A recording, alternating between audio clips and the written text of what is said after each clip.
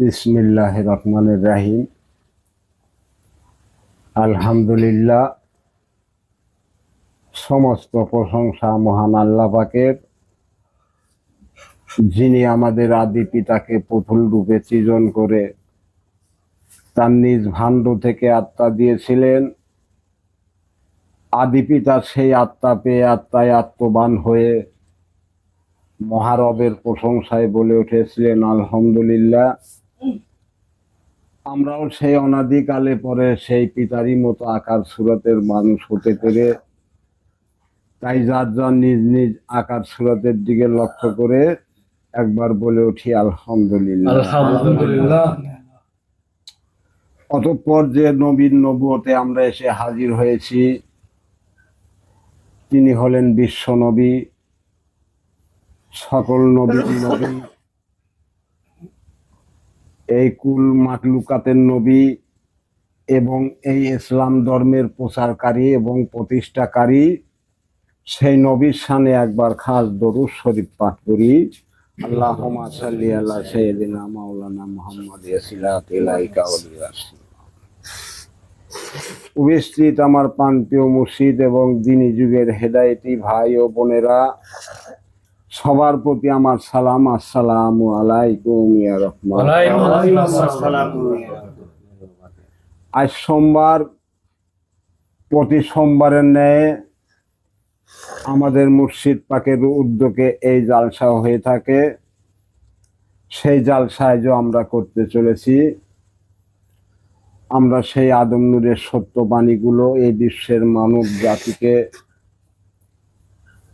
উদ্ধার করার জন্য যে রাস্তাগুলো, সেই রাস্তার থেকে আমরা কিছু বলবো, যাতে এই বিশ্বের মানব জাতি, এই বুনি মানব, আদি মানব হয়ে নিজেকে নিজে ধরে নিয়ে সে মহারবের সাথে মিলিত হয়ে যেতে পারে। সেই রাস্তা আমরা কিভাবে তারা পায়, সেই ব্যবস্থাই আমরা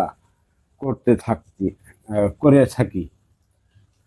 সেখান থেকেই কিছু কথা বলবো। সেটা হলো যে আমরা যেই ঈমান আনার কথা বলি, তখন বলে যে নবী আমাদের উপরে কোরআন রেখে গেছে, কোরআনের ভিতরেই সকল সত্য আছে, আমরা কোরআন থেকেই সত্য হতে পারি। আবার তোমাদের কাছে আসা লাগবে কেন? কিন্তু এখানে তো কোরআনেরই আয়াত রয়ে গেছে যে আমার তরফের যদি হেদায়েত তোমাদের কাছে আসে, তাহা তোমরা গ্রহণ করবে, আর যারা না করবে তারা কাফের। তাহলে এই যে কোরআনের হেদায়েত, এই হেদায়েতটা কে দেবে? এখন পর্যন্ত অনেকেই হেদায়েত দিয়ে আসতেছে, এই কোরআনের হেদায়েত কোনটা, কে দিতে পারে, কার পার হুকুমত গুলো আছে যে এই হেদায়েত সেই দিতে পারে? এ তো আল্লাহর হেদায়েত, একমাত্র আল্লাহই দিতে পারে সেই হেদায়েত। তাহলে সে আল্লাহ যে বলল যে আমি তো আর আমি নয়, এখন আমি আদমে ঢুকে গেলাম, এখন আমি আদম সুরাতি, আমার নিজের সুরত দিয়ে আমি আদমকে সৃজন করেছি, আমার স্বীয় প্রতিনিধি হিসাবে দুনিয়াতে আমি রেখেছি। আর যদি তাই রেখে থাকে, তাহলে আল্লাহ ওই আদমের কাছেই আছে, তাহলে আল্লাহর ধর্ম ওই আদমের কাছেই আছে। আর সে ধর্ম আজ 1400-1500 বছর ওফাত হয়ে গেছে, কারো যোগ্যতা হয় নাই সেই ধর্মের সত্যগুলো নিয়ে মানুষের কাছে দাঁড়ানো। একমাত্র মুর্শিদ আমিরই দাঁড়িয়েছে, আর কারো যোগ্যতা হয় নাই। সারা জীবন আদমকে ঘৃণা করে এসেছো, তুমি কে? তোমাকে দেখো নাই যে আমি যে আছি এই দুনিয়ার উপরে, আমি কাক নিয়ে চলি, আমি কার নিন্দাটা করি? আদম গন্ধম খেয়েছে, তোমার বাবা কি খেয়েছে? তুমি দুনিয়ায় এসেছো, তোমার বাবা আদমকে মাটি দিয়ে বানাইছে, তোমার বাবা কয় ডালি মাটি তোমার মার গর্ভে দিয়েছিল যে তুমি মাটির মানুষ বলো? তুমি তো মাটির মানুষ না, মাটির মানুষ তো সেই আদি আদমই ছিল। কিন্তু আল্লাহ তো বলতেছে আমি স্বীয় প্রতিনিধি হিসাবে আদমে পাঠাবো, তাহলে কোরআনে যে পাঠাইলো আদমের শেষ শেষ জামানায় এসে, আর তো কেউ আদমে মাইনে নেয় নাই, যার কারণে তো আদমের শেষ ভাগে আসা লাগিল। আর এই দিনী যুগটাই শেষ ভাগেই আসলো। নবুয়তি যুগে তো অনেক 1400-1500 বছর গত হয়ে গেছে, তার আগে কত নবীরা গত হয়ে গেছে, কোটি কোটি বছর চলে গেছে। শেষে সে আদম নবী আসলো। আর সেই নবী সেই মুর্শিদ আমির, যে সকল সত্য মানুষের কাছে জানেন তার যোগ্যতা ছিল বা জানিয়েছে যে তুমি কে, তুমি যে মানুষ বলে দাবি করো, তুমি কে, কার কি নিয়ে তুমি বাস করো, তুমি যে নবী নবী করো, নবী তো তোমার কাছে আছে, কোন জায়গা আছে, তুমি কি চেনো নবীকে? নবী নবী করো, নবী যে তোমার আসনে বসে আছে, তুমি তো তাকে চেনো না, তাহলে তুমি নবী কেবে করে পাইবে? তাহলে পবিত্র হইতে হবে। তো পবিত্র তোমাকে করবে কে? যে নাই কিছু, তারই কিছু নাই, তোমাকে পবিত্র করবে কি দিয়ে? আর যে পবিত্র নূর হাসিল করছে সে মুর্শিদ আমির, তাই সে আদম দাবি করেছে যে আমি আদম নূর। আর সেই বস্তুগুলো দেখতে হলে সেই দিন দ্বারা দেখতে, সেই আদমের দিন দ্বারা দেখতে হবে। তুমি খামাখা দেখলে পারবে না। তো সত্যগুলো কি ছিল ওখানে? সবাই তো আদমকে ঘৃণা করছে, ওই যুগেও তো আদমে মানে নেয় নাই। এই যে নূর নূর কর, নূর দেখতে কেমন দেখেছো কোনোদিন? নূর দেখতে কেমন দেখা যায়? তাদের কি কোনো আকার সুরত ছিল ওখানে? ধরা যায়? কই না তো, ধরা যায় না তো। তুমি দেখতেছো অবিকল ধরে হালাইতেছি, কিন্তু না, ধরতে পারবে না। নূরগুলো এইভাবেই ছিল, কিন্তু এখানে প্রকাশ পাইছে। সেই নূরগুলো এখানে প্রকাশ নিয়ে খাড়া হয়েছে। যে আমরা আদমকে অস্বীকার করেছিলাম, আদমকে অস্বীকার করলে তো আমি কখনোই জান্নাতি হতে পারবো না, তাই আদমে আবার কিভাবে আদমে আসতে হবে, তাই আবার দুনিয়ায় তারা এক একজন এক এক দাবি নিয়ে নিয়ে আসলে দুনিয়া, যে আদমের খোরাক হয়ে এসলো। তাছাড়া সম্ভব নয়। ওই ছাগল বেড়া ওই নূরগুলো ওখানে ছিল, ওই 14 লক্ষ লক্ষ নূরের কথা বলো, যে সেই নূরগুলো তো এরকম। ওই এখন দুনিয়ায় তারা আইছে ওই আদমের খাদ্য হিসাবে, তারা মানুষ হবে। তুমি নিজেই মানুষ না, তুমি তাদের মানুষ করবে কি করে? তোমাকে মানুষ হতে হবে। তাই মানুষ হতে হলে কোরআনের হেদায়েত দিতে হবে মুর্শিদ আমিরের সন্তানের কাছে। সেই সম্পদ রাখা আছে, আর কারো যোগ্যতা নাই, যতই দাবিতে আসুক না কেন। আদম ছাড়া যেমন নবী বলেছে আদম সুরতি ছাড়া জান্নাতি না, তাহলে তো আদম হইতে হলে মানুষ হইতে হবে। যে মানুষ হওয়া ধর্ম তো এখানে আছে, মুর্শিদ আমিরের সন্তানের কাছে আছে। তোমাকে এখান থেকেই নিতে হবে। তুমি মানো আর না মানো, ওটা তোমার ব্যক্তিগত ব্যাপার। শুধু পার্থক্য একটাই, কালেমা পাল্টাইতে হবে। এতদিন লা ইলাহা ইল্লাল্লাহ মুহাম্মাদুর রাসূলুল্লাহ কইছে, ওই রাসূলুল্লাহ জীবন মরা কইলে আর তুমি তোমার এই কালেমা পবিত্র হবে না। যতক্ষণ লা ইলাহা ইল্লাল্লাহ হযরত আদম শফিউল্লাহ যতক্ষণ তুমি না করতেছ, ততক্ষণ তোমার পবিত্র কালেমা আসতেছে না, দ্বীনি যুগের কালেমা আসতেছে না। ভুল তো ওখানেই তোমাদের। দ্বীনি যুগের কালেমা পড়তে হবে, সে কালেমা আগে এখান থেকে নিতে হবে। তুমি এমনি এমনি পড়লে হবে না। তুমি বাদ বসে করবে যে তাহলে ওই কালেমাই পড়ি, নবীর কালেমা বাদ দিলাম ওইটাই পড়ি, তা হবে না। তোমাকে এখানে আসলে তোমাকে মানুষ করতে হলে তোমাকে অনেক শর্ত আছে, সেই শর্তগুলো তোমাকে বুঝে দিতে হবে আমাদেরকে। কিভাবেও যে মুর্শিদ আমিরের সন্তানের কাছে সেই সম্পদগুলো আছে। কি আছে?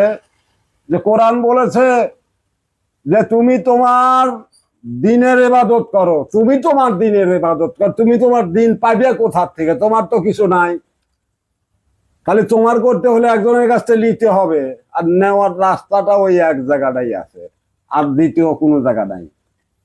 একমাত্র আদমই তোমাকে আদম বানাইতে পারিবে, তাছাড়া আর কারোর যোগ্যতা নাই। তা আদম বলে দাবিতে তো আর কেউ আসে নাই, মুর্শিদ আমিরই এসেছিল। আর সেই সম্পদটা তার কাছে গচ্ছিত রাখছে। কার কাছে রাখছে? তার সন্তানের কাছে রাখছে, আর কারো কাছে রাখে নাই। অনেক বড় বড় আলেম মাওলানা ছিল, অনেক বুদ্ধিজীবী ছিল, অনেক জ্ঞানী ছিল, তাদের কাছে রাখে নাই কেন? যে আমি যে একজনের দেবো আর একজনের মনটা খারাপ হতেই পারে। আরেকজনের দেবো, আরেকজনের মনটা খারাপ হতেই পারে যে আমি এত কিছু জানি, আমাকে দিল না, ওকে দিল, খারাপ হতে পারে। যার কারণে তার সম্পদ তার কাছে রাখলো, এই কারণেই রাখলো যে আমার সম্পদ আমার সন্তানের কাছেই রাখি, যাতে কারো হিংসা নিন্দে না আসে। সেই হিংসা নিন্দে এখনো বয়ে চলছে। এটা তোমাদের ব্যর্থতা, আদম নূরের কোনো ব্যর্থতা না। তোমাদের ব্যর্থতা তোমরা করছো, তোমরা করতে থাকো। তোমরা তো জানোই আদম নূরের কাছে যখন হেদায়েত দিছো কি তোমাদের রক্ষা করতে হবে, এটা অবশ্যই অবশ্যই সবারই জানা আছে, বাড়তি করে তো বলার কিছু নাই। আমি আমার দিনের এবাদত করবো, আমি আমার রবের এবাদত করবো, আমি আমার সুরাতের এবাদত, আমার সালাতের এবাদত, এগুলো আমার করতে হবে, তুমি তো আর করিয়ে দিবে না। তাহলে তুমি আমার কাছে যেমন তুমি ঠেকো না, তোমার কাছেও আমি ঠেকি না। আমারটা আমার কাছেই আছে, তোমারটা তোমার কাছে আছে। তাহলে তুমি ভুল করলে তোমার ধ্বংস তুমি, আর আমি ভুল করলে আমার ধ্বংস আমি। আমি যতই বড় বড় কথাই কই না কেন, আমার ধ্বংস আমাকে হতেই হবে। আমি দিন ঠিক রাখিনি, সেই দিন দ্বারা আমি সত্যগুলো বলতেছি, ও সত্য কখনোই সত্য হবে না। আমার মুখ সত্য না, আর ওই সত্য একজন শুনিয়ে সত্য হবে, কখনো সম্ভব না। সত্য মুখ দিয়ে যখন সত্যবাণী উদয় হয়, সেই সত্য নিয়ে যখন চলে, তবেই সে সত্য হয়, তাছাড়া সম্ভব না। আমি যে বলবো যে ওই যে সত্য করতেছে, ও সত্য করতেছে, কিন্তু ওই সত্য করতেছে, ওর কাছে কি সত্য আছে? ওর কি মুখ কি পবিত্র আছে যে ও সত্য বলে? আর আমি সেই সত্য শুনে আমি সত্য পথে চললাম, তাই কি আমার সত্য হলো? কখনোই সম্ভব না। আমাকে সত্য হতে হবে। তাই আমি সত্য বাণী যদি শুনে থাকি, তাহলেই আমার কোনো কাজে লাগবে, তাছাড়া সম্ভব না। বিশ্বে যতই ধর্ম থাক না কেন, যতক্ষণ তোমরা এখানে এসে আত্মস্যালেন্ডার করে আপন সুরাত, আপন রব, আপন সালাত, আপন দিন, আপন সবকিছু না নিয়ে, আপনের ইবাদত না করে, সেই সকল সত্যকে না জেনে না শুনে, যে নবী কি কেডা, আল্লাহ কেডা, আমি কেডা, আমি কাকে সেজদা করি, কে সেজদা নেয়, কেন করতে হয়, এগুলোর বিষয় আশায় আগে আমাকে জানতে হবে।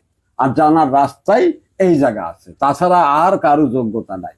যে যত বড় মৌলানা হোক না কেন, আদম নূরের সন্তানরা উহা পরোয়া করে না। তার কারণ এখানে সত্য বাণী প্রকাশ হয়, তাই এই সত্যর কাছে কোনো মিথ্যা টেকে না, কখনোই সম্ভব না। মিথ্যা মিথ্যাই হয়ে যাবে। আদম নূরের সন্তানের কাছে সত্য জানো, জানিয়ে নিয়ে সেই দিন রব সব কিছু ধরে চলো, তবেই তুমি আল্লাহর অস্তিত্বের একজন হতে পারবে। তাছাড়া কখনোই সম্ভব না। কি জান্নাত কি জাহান্নাম কিছুই বুঝবে না, ওই লালনের কথাই শেষ পর্যন্ত হবে, এছাড়া কিছুই নয়। তো যাই হোক, যদি মানুষ হওয়ার ইচ্ছা থাকে যে আমি কি করে আমি মানুষ হব, আমি আমাকে কিভাবে দেখবো, আমার আল্লাহকে কিভাবে দেখবো, এখান থেকে দেখতে হবে, তাছাড়া সম্ভব নয়। ওখানে কোনো কিছু তুমি দেখতেও পারবে না, জানতেও পারবে। তুমি কেডা, তোমার রব কেডা, তোমার দিন কেডা, তোমার সুরত কেডা, তোমার সালাত কেডা, এখানে তো সবাই করতেছে রব্বে কুম দিন কুম নবী কুম ব্যবাকি, আল্লাহ আর নবীর গাড়ে ধরায় দিতে দাও।